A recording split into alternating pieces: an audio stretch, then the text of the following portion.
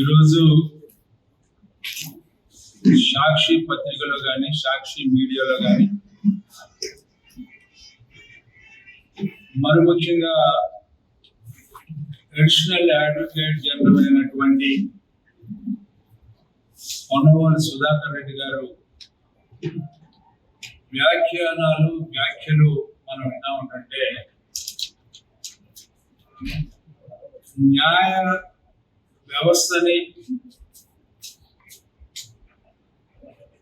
సిగ్గుపరిచే విధంగా కలవరించుకునే పరిస్థితిగా ఉన్నదని చెప్పడంలో ఎలాంటి సందేహం లేదు. ఈరోజు అవినీతి నిరోధక చట్టం సవరణకు సంబంధించిన 17A మీద సుప్రీంకోర్టులో వాదోపవాదాలు జరిగిన తర్వాత నిన్నటి రోజున అత్యున్నత న్యాయస్థానం అయినటువంటి దిశోభ్య జడ్జీల బెంచ్లో వెలువడినటువంటి తీర్పు ఒకరు సమర్థిస్తూ ఒకరు వ్యతిరేకిస్తూ ఇవ్వటం వల్ల దీన్ని మూడో జడ్జికి రిపోర్ట్ చేయాల్సిన పరిస్థితి ఎవరైతే సుప్రీంకోర్టు చీఫ్ జస్టిస్ కి రిపోర్ట్ చేయడం జరిగింది. ఈ సందర్భంలో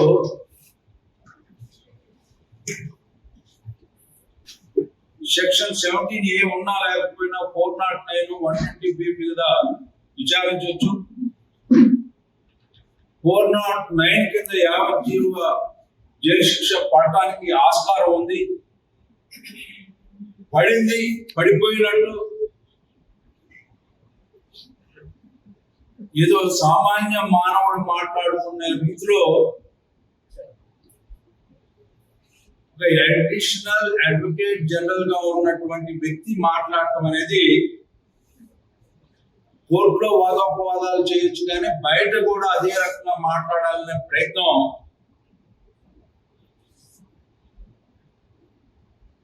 సమాజాన్ని తప్పుదోవ పట్టించే విధంగా ఉంది అని చెప్పాలని నా ఉద్దేశం. ఇక్కడ మనం లీడ్ జడ్జి అయినటువంటి బోస్ గారు, జస్టిస్ బోస్ గారు చాలా స్పష్టంగా చెప్పడం జరిగింది. ఏదైతే 5/6/2018 ఈ కేసు దర్యాప్తు కోసం ఏసీబీ వారికి విజ్ఞప్తి చేశామన్నారు. ఆ దర్యాప్తుకు సంబంధించిన ఏ ఆర్డర్ కూడా నాకు కనిపించలేదు అని చెప్పారు. అదేవిధంగా సంబంధిత అధికార సంస్థ చేసినటువంటి దర్యాప్తులో చంద్రబాబు నాయుడు గారి మీద ఇప్పుడు వరకు ఆ దర్యాప్తు కొనసాగిస్తూ చంద్రబాబు నాయుడు గారిని ముదాయి చేసినట్టుగా నాకు అనిపించలేదు.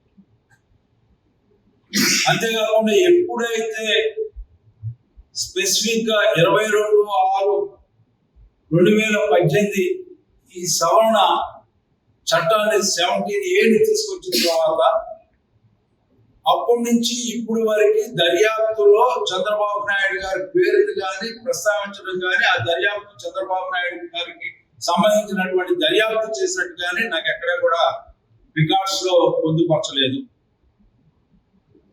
చాలా స్పష్టంగా చెప్పడం జరిగింది. అంతేకాకుండా ఆయన చేసినటువంటి ఆరోపణలు ఏవైతే ఉందో ఆయన పేరు అది అధికార విధులకు సంబంధించిందా లేదా వ్యక్తిగత ప్రయోజనాలకు సంబంధించినటువంటి ఆరోపణ అనేది కూడా ఎలాంటి అధికారపూర్వకంగా కోర్టు ముందర ప్రొడ్యూస్ చేయడం జరగలేదని కూడా చాలా స్పష్టంగా లీడ్ జడ్జి గారు చెప్పడం జరిగింది. అంటే ఇక్కడ ఏమిటంటే, అంతేకాకుండా హైకోర్టులో ఏదైతే ఆర్డర్ ఇచ్చినటువంటి హైకోర్టు ఆర్డర్ 17A వర్తించదని చెప్పి ఏదైతే చెప్పారో దాన్ని నేను సమర్థించట్లేదని కూడా చెప్పడం జరిగింది. ఆయన యొక్క లీడ్ జడ్జి గారు చెప్పినటువంటి జడ్జిమెంట్ లో పొందుపరిచినటువంటి అంశాలు. వీటిని ఏమీ కూడా చెప్పకుండా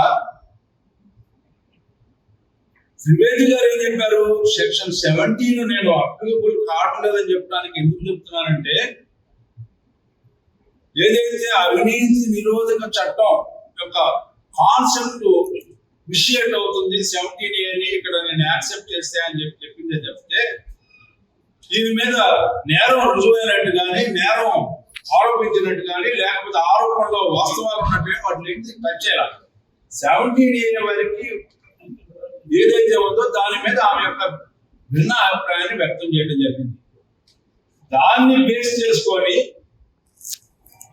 ఏదేదో మీరు మాట్లాడాలని ప్రయత్నించి మీ బ్లూ మీడియాలో, బ్లూ ప్రింట్ లో, మీ ఎలక్ట్రానిక్ మీడియాలో మీకు ఉంది కదా అని చెప్పి మీ ఇష్టం వచ్చినట్టుగా మాట్లాడితే మ్యానిపులేషన్ చేసుకోగలిగాడు అన్నింటిని కూడా, కానీ ఇందులో తప్పు లేకపోయాడని చెప్పి చెప్తా ఉన్నాం. వీరా మ్యానిపులేషన్ చేస్తే మేమా అని చెప్పి నేను అడుగుతా ఉన్నా.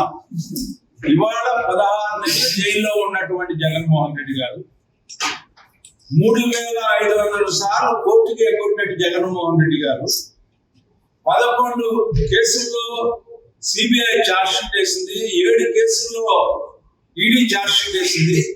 ఇంతవరకు ఏ ఛార్జ్ షీట్ కానీ ఏ నేరం కూడా ఆరోపించకుండా అరెస్ట్ చేసినటువంటి, అరెస్ట్ చేసిన తర్వాత నేరాన్ని రుజువు చేయడానికి, ఆరోపణను రుజువు చేయడానికి ప్రయత్నించినటువంటి మొట్టమొదటి కేసు ఏదైనా ఉందంటే అది చంద్రబాబు నాయుడు గారి కేసు అని చెప్పి చెప్పుకోక తప్పదని చెప్పి మనం చేస్తాం. ఎవడైనా నేను అడుగుతా ఉన్నా, మీరు మొన్న చేసిన అంగళ్ళ కేసా, లేదా ఇసుక సంబంధించిన కేసా, లేదా మద్యానికి సంబంధించిన కేసా, లేదా ఇన్నర్ రింగ్ రోడ్డుకు సంబంధించిన కేసా, లేదా ఫైబర్ నెట్కి సంబంధించిన కేసా? ఈ 5 కేసులు ఉన్నాయి నాకు తెలిసినంత వరకు. ఈ 5 కేసుల్లో మీకు అందరికీ తెలిసినటువంటి వాస్తవమే. మొన్న ముందస్తు బెయిల్స్ వచ్చినాయి.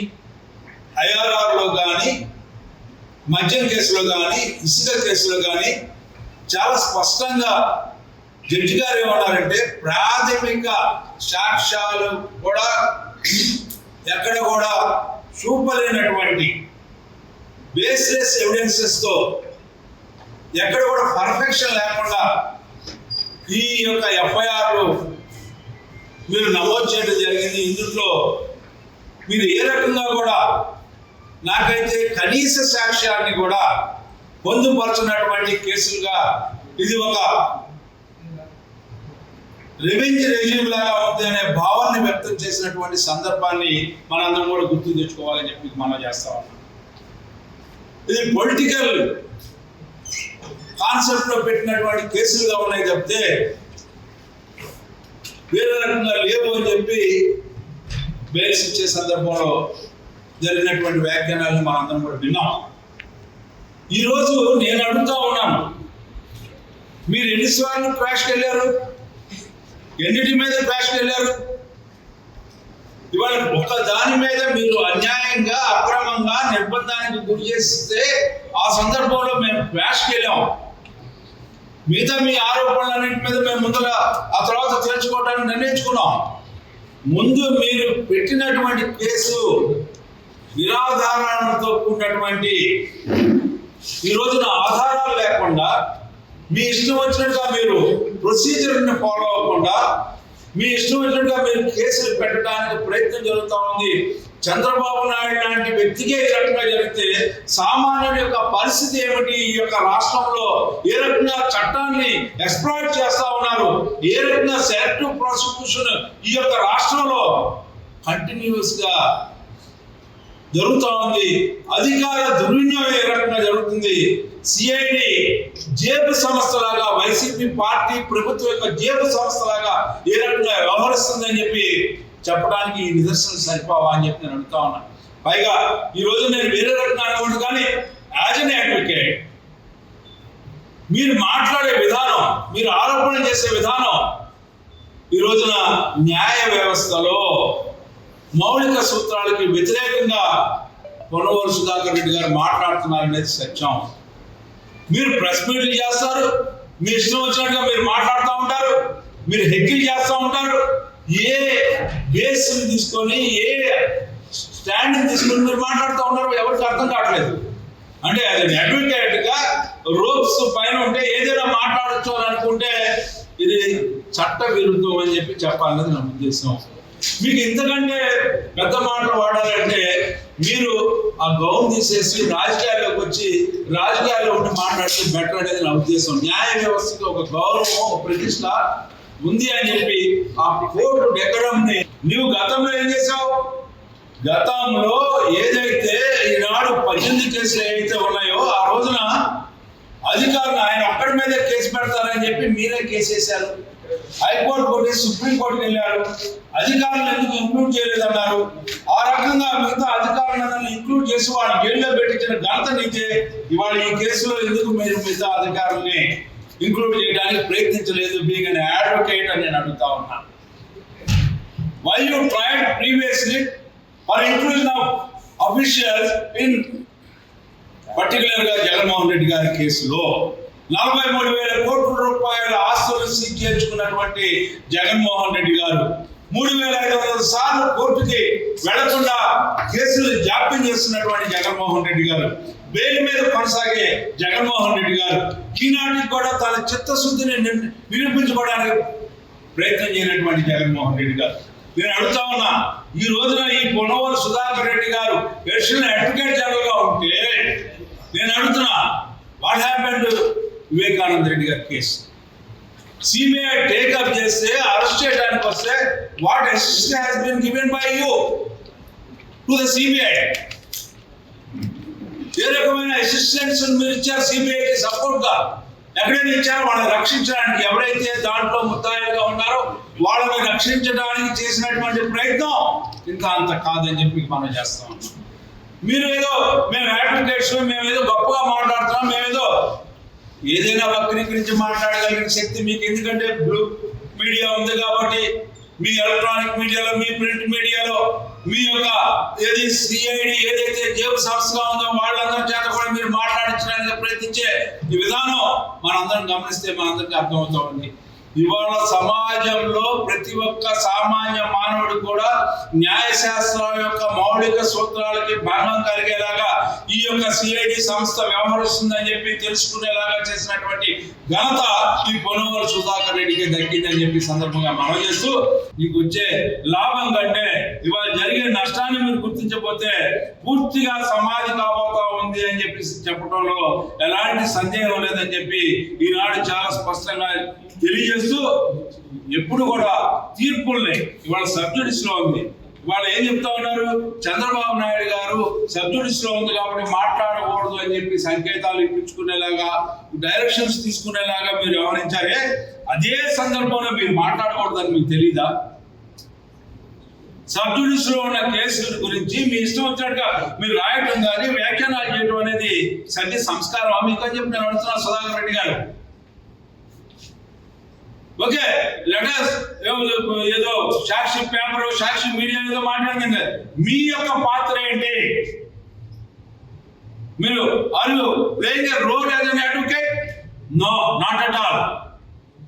ఒక పొలిటికల్ పార్టీకి సపోర్టర్ గాను, పొలిటికల్ పార్టీ లాగా మాట్లాడే విధానం ఇది సభ్య సమాజానికి మంచిది కాదని చెప్పి, ఇది మంచి ప్రవృత్తి కాదని చెప్పి, యాజ్ ఎన్ అడ్వకేట్ గా ఇది న్యాయం కాదు, సమ్మతం కాదని చెప్పి ఈ సందర్భంగా మిమ్మల్ని హెచ్చరిస్తా ఉన్నామని చెప్పి మనం చేస్తాం.